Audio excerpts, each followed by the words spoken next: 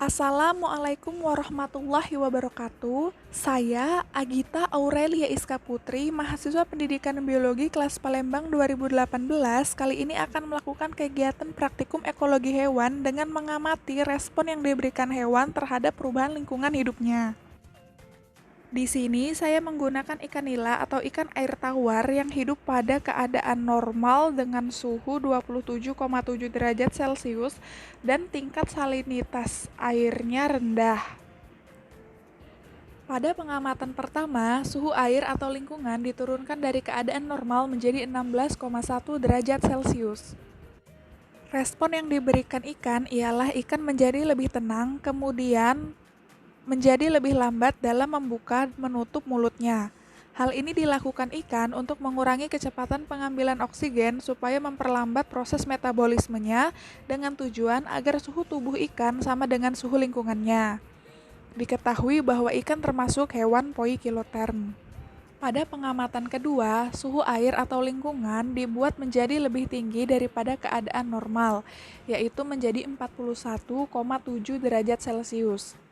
Dalam kondisi ini, ikan memberikan respon dengan pergi menjauhi sumber panas, kemudian saat panas sudah menyebar pada seluruh air di wadah, ikan menjadi bergerak lebih cepat dan mempercepat proses membuka menutup mulutnya.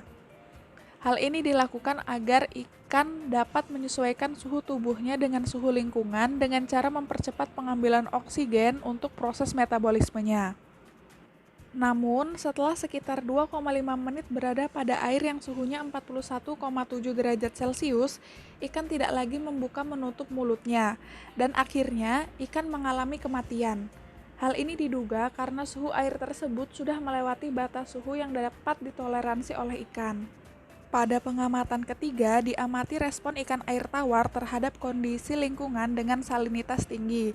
Respon pertama yang diberikan ikan ialah ikan tampak menjauhi sumber air yang mengandung salinitas tinggi.